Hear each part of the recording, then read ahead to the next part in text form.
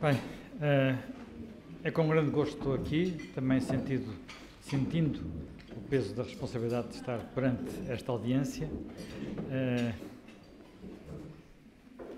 De facto, eu recordo-me do lançamento do Portal Ver e de alguns encontros que houve nessa altura, numa época onde a informação online não tinha ainda dimensão e importância que tem hoje.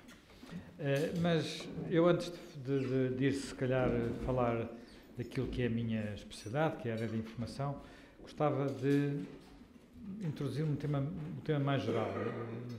Esse tema é este tema da relação entre liberdade e responsabilidade, mas não apenas na comunicação social, mas no país. Uma das coisas que sempre me fez alguma impressão é porque aqui em Portugal nós damos pouco valor tanto à liberdade como à responsabilidade.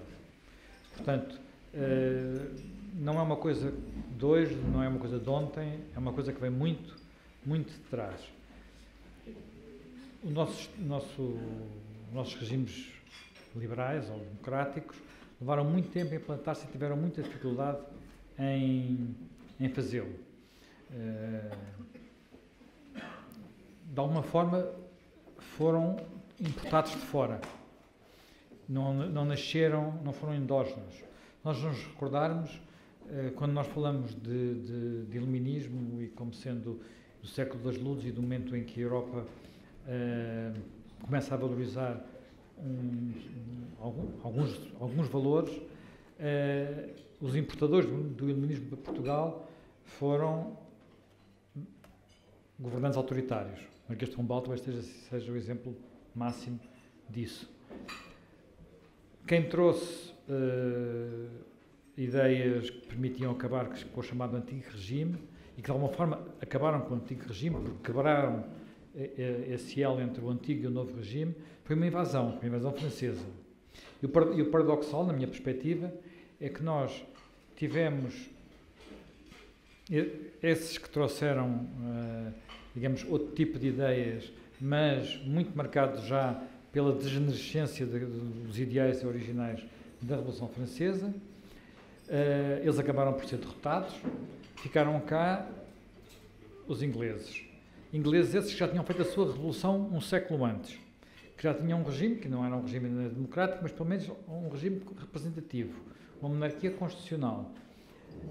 E a verdade é que nós acabamos por localizar a nossa Revolução Liberal no momento em que os ingleses vão embora. Beresford vai embora e isto ficou quase como um opressor em vez de ser o libertador relativamente aos franceses. E quando nós vamos vendo os vários passos que vamos dando, o grande corte que é dado com a vitória liberal depois da Guerra Civil, onde praticamente o país perde todas as suas estruturas e reconstrói-as de novo, é um momento também de revanche, por assim dizer, que leva depois muito tempo a compor-se. Quando chegamos à República, temos esse paradoxo que é a República, que supostamente deveria trazer mais liberdade, retirar direitos de voto aos portugueses. O corpo eleitoral da República era mais pequeno que o corpo eleitoral da monarquia. A liberdade de imprensa na República foi menor que a liberdade de imprensa na monarquia, pelo menos nos primeiros anos da República. Depois, enfim, tivemos um período longo de regime que se começou por chamar de ditadura militar, depois chamou-se Estado Novo, onde também não se prezava a liberdade. Ao longo deste período todo, destes vários períodos, isto foi sempre marcado com a ideia de que para haver liberdade era preciso combater certas instituições e certos valores. E talvez o melhor exemplo disso é a ideia, que foi uma ideia que ainda hoje perdura, a ideia de que, por exemplo, para nós termos a nossa população educada, é preciso combater as instituições da Igreja. Durante muito tempo isso significou combater os jesuítas. E a verdade, é muito interessante ler um pequeno livro do Jorge Boas, que saiu na Fundação Francisco Manuel dos Santos, sobre o ensino da matemática, onde ele explica como é que por 3 vezes revoluções iluministas, chamemos-lhe assim, trataram de destruir o que existia, que era sobretudo representado pelo sistema de ensino dos jesuítas, primeiro com o Marquês de Pombal, depois novamente com a Revolução Liberal, por fim com a Revolução Republicana. Enfim, para a infelicidade nossa, os jesuítas tinham o sistema de ensino secundário em Portugal na altura da implantação da República, não havia sistema público e esse sistema desapareceu porque eles foram expulsos. Os dois colégios que eles mantinham, um ainda está em boas condições, mas tem lá a Faculdade de Economia e a Faculdade de Direito da Universidade Nova, é um antigo colégio de Campolide. Quem conhece esses edifícios e vê a sua dimensão, imagina o que aquilo poderia ter representado no princípio do século passado. O outro ardeu, infelizmente, este verão. É o Colégio São Fiel, que ficava na Serra da Gardunha e acabou por ser apanhado num daqueles incêndios do verão. É o colégio onde estudou o nosso único prémio Nobel, que não da literatura nem da paz, portanto, o prémio Nobel de uma área científica é Gasmeniz. Portanto, esta ideia de que para ter liberdade era necessário, quer dizer, que no fundo a liberdade é a minha liberdade, não é a liberdade de todos poderem optar e, portanto, a liberdade é imposta de cima para baixo pelo Estado, há uma ideia que esteve, infelizmente, demasiado presente ao longo da nossa história em vários momentos. E eu acho que isso é algo que nos marca até hoje, portanto, e nos marca de forma muito negativa, porque não é uma coisa que eu possa, inclusivamente, atribuir apenas à esquerda ou apenas à direita. Nós tivemos, e não posso atribuir também apenas àqueles que são, digamos, têm menos recursos ou àqueles que têm mais recursos. É transversal um bocadinho a toda a sociedade. Nós queixamos muito hoje, por exemplo, da forma como o nosso Estado continua a privilegiar as corporações, sejam essas corporações protagonizadas pelos interesses sindicais, eu nem gostava de usar esse termo, da administração pública, mas também sejam protagonizadas por empresas que de alguma forma vivem de proteção ou de algum estatuto de benefício. Enfim, hoje em dia está muito na moda a palavra rendas. Eu não quero tomar trigo pelo joio e sei que no meio de rendas vai muita coisa ao barulho, que não é exatamente isso. Mas onde há de facto sistemas de proteção, mas a verdade é que nós tivemos e vivemos com isso durante o liberalismo e durante a Primeira República e durante o Estado Novo, com sistemas em que a economia se encostava quase sempre ao Estado. E só era quebrado, ou praticamente só foi quebrado, quando nós tivemos choques externos. Acho que isto vale a pena refletirmos um pouco sobre isso. Só em momentos de choques externos é que veio o solavanco para, de alguma forma, nos libertarmos da economia. Talvez nós tínhamos um sistema de conhecimento industrial, por exemplo, que causava problemas àqueles que estavam instalados, mas no final dos anos 50, princípios dos anos 60, a entrada para a EFTA, nós não entramos logo para a CE, a entrada para a EFTA provocou uma espécie de explosão e os anos de crescimento económico mais rápido, apesar de serem, que este paradoxo, esta coisa aparentemente paradoxal, que é um momento em que nós crescemos mais depressa, é um momento também em que temos as maiores vagas migratórias, porque o crescimento não era suficiente, apesar de tudo, para manter todas essas pessoas. É um momento também em que temos que fazer, um país com a nossa dimensão, combater uma guerra em 3 frentes, algo que poucos países, talvez nem fora os Estados Unidos, tinham feito alguma vez na sua história. Portanto, o segundo grande choque, e esse foi um momento de mudança profunda do país, portanto, reparem, foi preciso um choque de uma invasão francesa para acabar com o antigo regime, porque E as elites da altura foram para o Brasil e, portanto, houve um vazio que foi preenchido por novas pessoas. Bem ou mal foi preenchido, isso ocorreu. Temos, num momento muito posterior, o choque da EFTA. Temos depois o único outra altura, depois dos anos 60, 70, em que temos um crescimento que se visse, é novamente um choque externo, entrada para a União Europeia. E agora vou dizer uma coisa menos ortodoxa. Eu acho que precisamos, não sei se vai funcionar, se não, infelizmente, porque as coisas não estão a correr tão bem como poderiam estar. Precisamos de um outro choque externo, neste caso sob a forma de uma terceira intervenção externa, com uma dimensão que não se compara com as duas anteriores.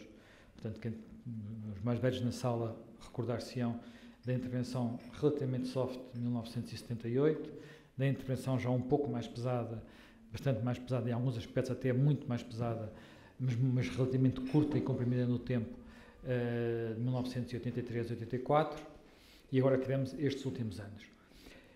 Eu acho que estes últimos anos nos obrigaram a confrontar com aquilo que era o conforto, com algo que eu, por acaso, não tenho aqui a citação exata, mas há uma entrevista que deu um destes dias o professor João César das Neves, penso que ao site Sapo, o Sapo também tem uma parte de notícias, onde ele diz duas coisas muito interessantes e que penso que muito corretas. Aliás, tudo na resposta à mesma pergunta. A primeira, eu começo por dizer, nós somos um país socialista no sentido em que todos gostam muito do Estado e gostam muito do carinho do Estado. O termo mesmo que ele utiliza é carinho. Mas se isto é verdade para o país, isto é sobretudo verdade para as suas elites. Portanto, para os seus intelectuais, para as pessoas que escrevem nos jornais e aparecem nas televisões. Houve uma altura em que pareceu que, do ponto de vista dessa tendência, isto ia ser alterado. Eu acho que não foi alterado, digamos, a chamada superestrutura manteve os seus tiques, os seus hábitos, as suas preferências, e isso nota-se em inúmeras frentes e em todos os setores políticos,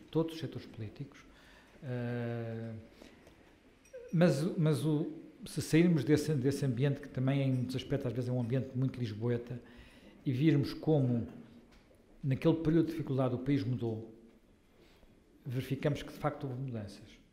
Nós entramos para a crise com uma economia onde 28% dela era baseada nas exportações e estamos hoje com mais de 40%. Isto é uma mudança estrutural que quem leu, por exemplo, os livros de Vítor Bento, dos três livros que ele fez no final, lá por 2009, 2010, 2011, onde ele fazia o diagnóstico da crise que estava a chegar, diria impossível. Portanto, quando ele falava de que nós só tínhamos empresas, as chamadas empresas do mercado interno protegidas e que não se via como é que isso ia mudar. Mudou, mudou, e eu acho que mudou em boa parte porque fomos obrigados a mudar. E não fomos obrigados a mudar apenas porque o Estado teve que fazer sacrifício e muita gente teve que sofrer.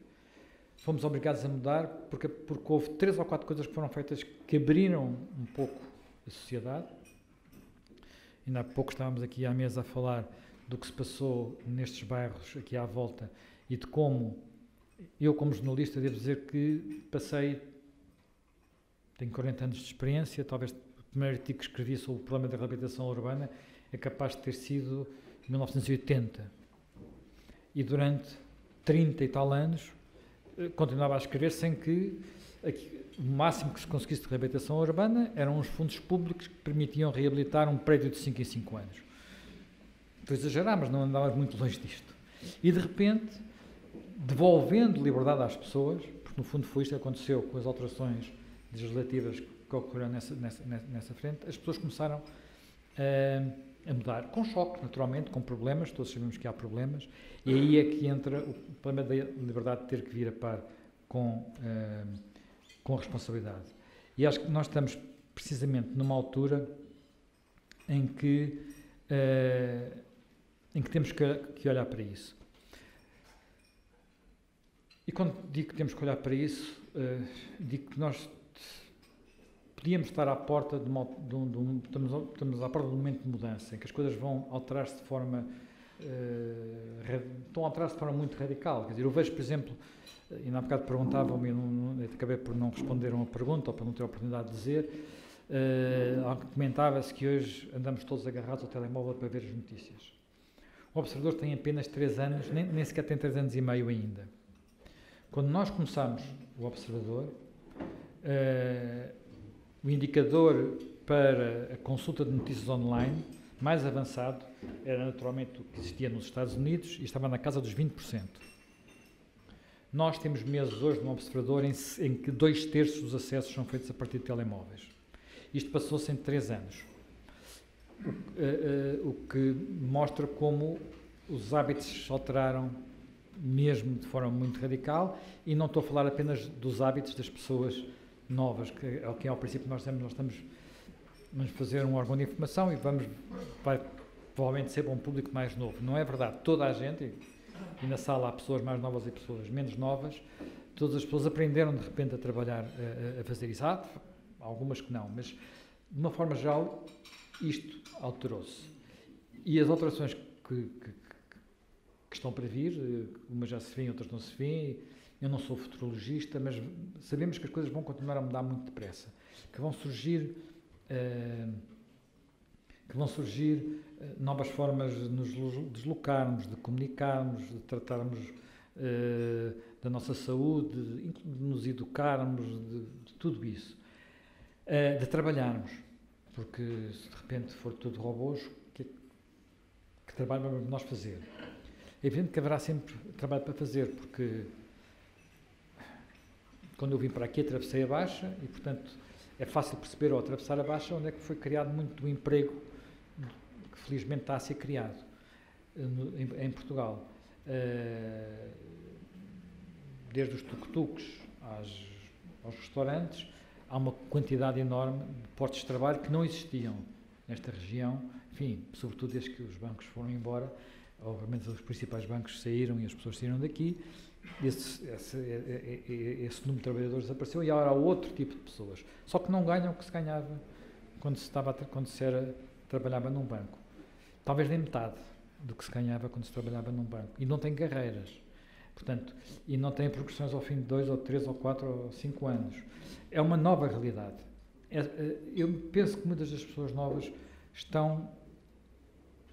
já perceberam que vai ser assim.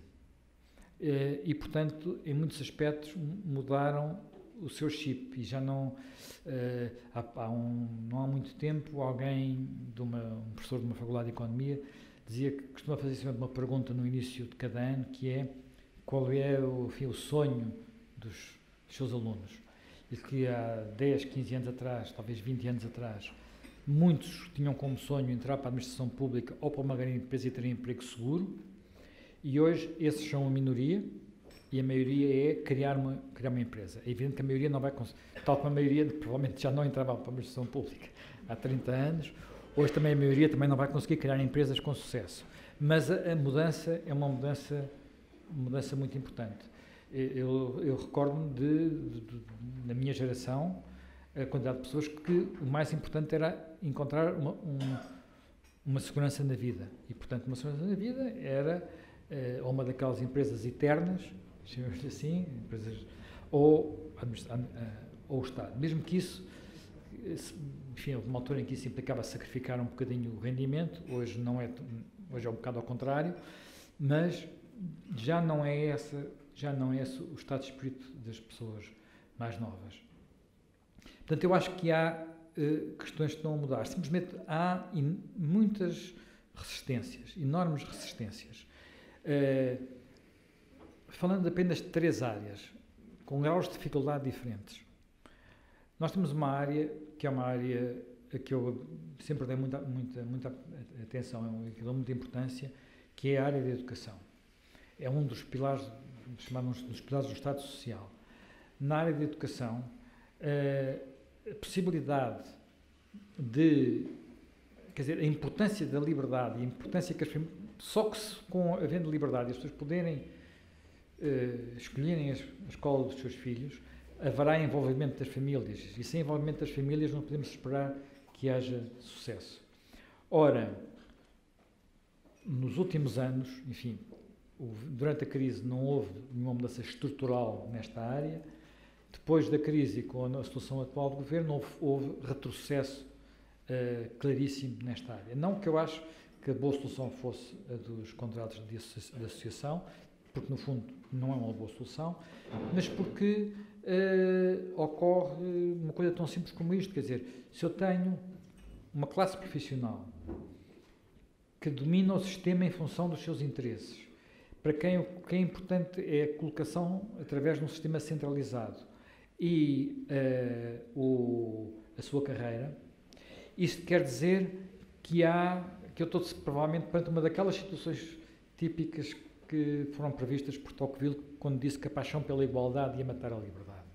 Portanto, a ideia de que todos os professores, bons ou maus, têm que ser tratados iguais, por igual, seja no concurso nacional, seja na forma como prosseguem na carreira, torna impossível que as escolas sejam diferentes. Torna impossível uma coisa tão simples que é poderem contratar os seus professores, poderem despedir aqueles que não interessam, ou dizer-lhes não tem jeito para isto, procura ir fazer outras coisas, aquilo que se passa num mundo não protegido, que é o mundo das empresas. No outro dia, num debate entre reitores a que pude assistir, um dos reitores disse que uma das coisas que ele gostava de poder fazer era de poder contratar e despedir professores. O que é extraordinário, enfim, não sei se todos os reitores teriam, ele não tinha muitos professores provavelmente à volta que pôde dizer isto à vontade, a audiência não era hostil, mas é uma coisa que é elementar, quer dizer, se me dissessem, quando eu fundei um Observador, eu fui um dos fundadores do Observador, quando se nos viessem dizer, bem, então agora os teus funcionários vão ser colocados para um concurso nacional, não tinha fundado o Observador, ponto final, parágrafo, não é? Não era possível, não era possível. E eu acho que o que é necessário é que todas as pessoas percebam que isto tem que ser assim em todo lado e que não tem que ter medo, portanto, no sentido em que se for diferente vai haver favoritismos. Vai haver favoritismos, claro que vai. Nós somos humanos e, portanto, vai haver pessoas que vão, ou o Presidente da Câmara ou o primo do diretor da escola, que vão ter uma cunha. Uma pessoa que se calhar não é a pessoa mais indicada. Mas o sistema 2 acaba por ser um sistema que favorece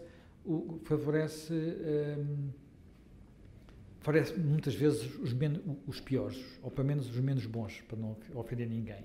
Pensem só no seguinte: como falhou a tentativa de introduzir uma prova de acesso à profissão de professor, os professores são todos colocados em função da nota que têm no seu curso superior. Como todos nós sabemos, as médias das escolas variam de escola para escola. Há escolas que são mais exigentes e têm notas mais baixas, e escolas que são menos exigentes e mais facilmente dão notas altas. Regra geral, as menos exigentes são as menos boas. Quando os professores dessas escolas chegam ao concurso, estão à frente dos professores que passaram pelas escolas mais exigentes. E não há nenhuma forma de distinguir isto. E isto é marcá-los para o resto dos seus 30 e tal anos, 40 anos de carreira. Carreira é essa onde vão progredir também sem grande diferenciação. Portanto, é a tal igualdade que no fundo mata a liberdade, porque com isto não há liberdade de eu, pai, aluno, em qualquer altura, dizer prefiro ir para ali ou prefiro ir para lá. Além de que essa liberdade, enfim...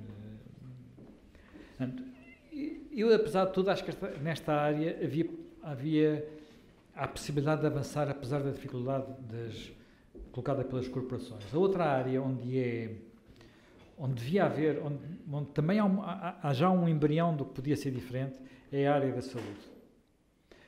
Eu quando digo este número, a maior parte das pessoas não tem noção dele. Nós em Portugal temos um Serviço Nacional de Saúde, portanto todos sabemos que podemos ir a um hospital e aquilo que pagamos, um hospital público ou um centro de saúde, e aquilo que pagamos é quase nada, sendo que 55% da população não paga nada, 55%, e, portanto, temos a noção de que o Estado paga a nossa saúde.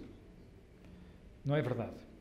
33% dos gastos em saúde sai do bolso das famílias, um terço. É o valor mais elevado da União Europeia. Ou melhor, não é o valor mais elevado da União Europeia. É um valor que está quase no dobro da média da União Europeia. Sendo que noutros sistemas europeus,